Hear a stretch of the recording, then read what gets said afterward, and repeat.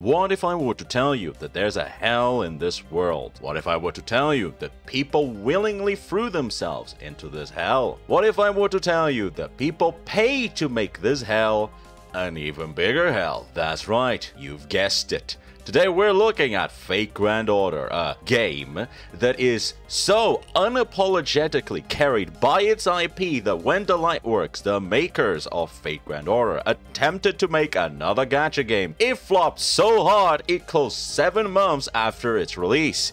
It didn't even last a year. Like, how do you even F that up that badly? Now, at the time that this happened, I was still, unfortunately, a FateGrand Order... You know what? I'll be referring it as FGO from now on because it's easier. Now, at the time that this happened, I was still unfortunately an FGO chill.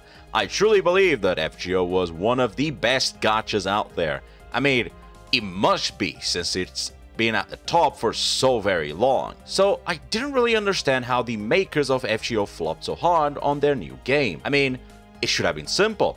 Just copy what worked before and it should work again. However, after some time, I eventually left FGO, mostly due to just wanting to try out other stuff. But with that came a great revelation. As I explored different gacha games, my eyes were opened. And I was forced to see it.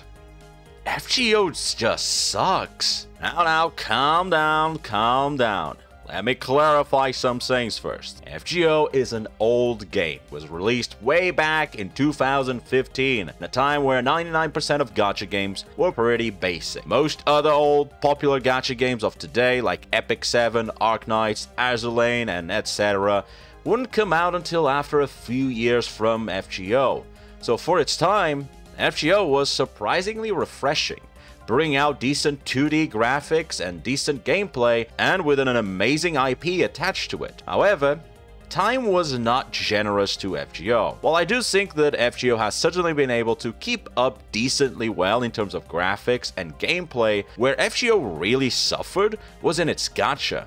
I don't think I'm saying anything controversial when I say that FGO has by far one of the worst gacha system of every existing popular gacha. Now, to be fair, I do think FGO is actually one of the better in terms of rewards, constantly giving out quartz, tickets, free servants. However, to be honest, I don't think they give them out because they are generous.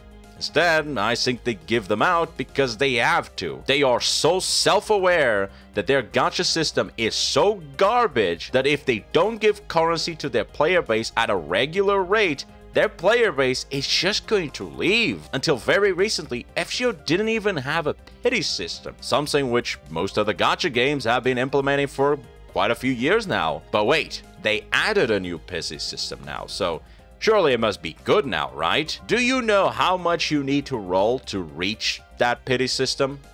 You need to roll a grand total of 330 rolls.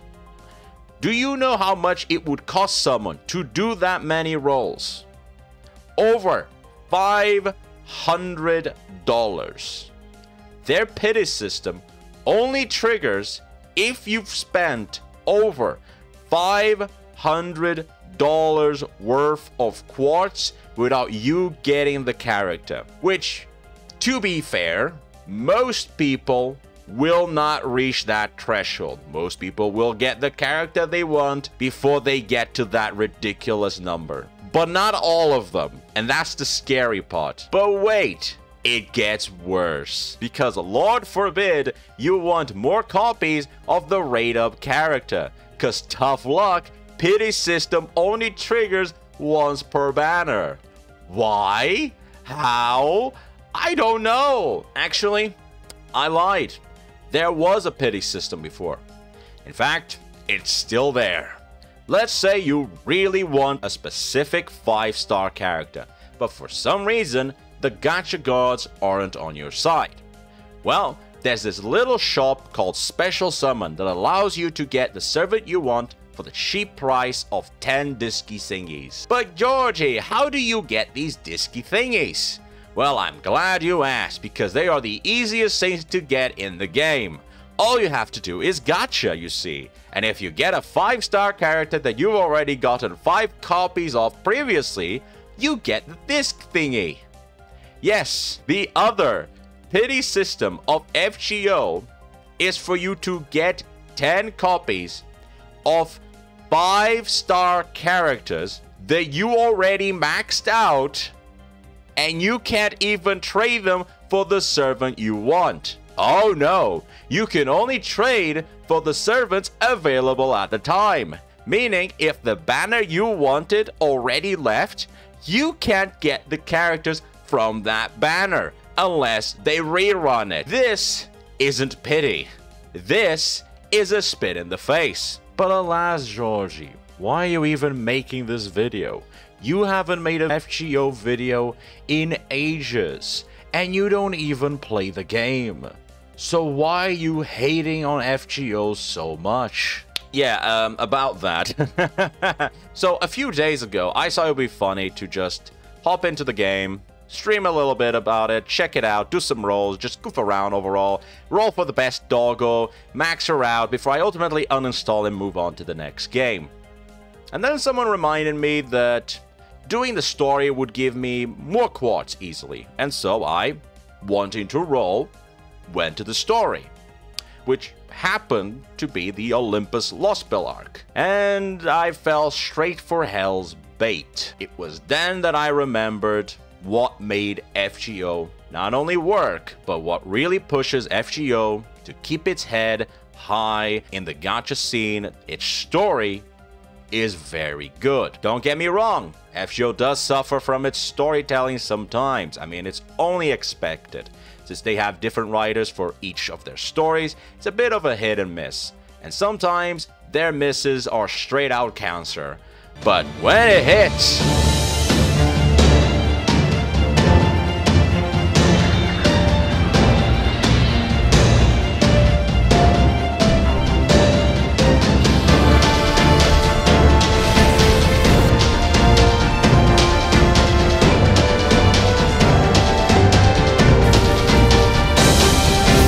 I could go on and on about what FGO does with its storytelling and characters that truly sets it apart from most other gachas.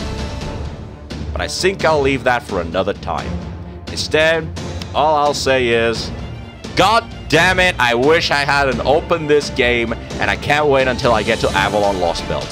1, 2, 3, 4, oh wait, no, not 4 yet, 4, 5,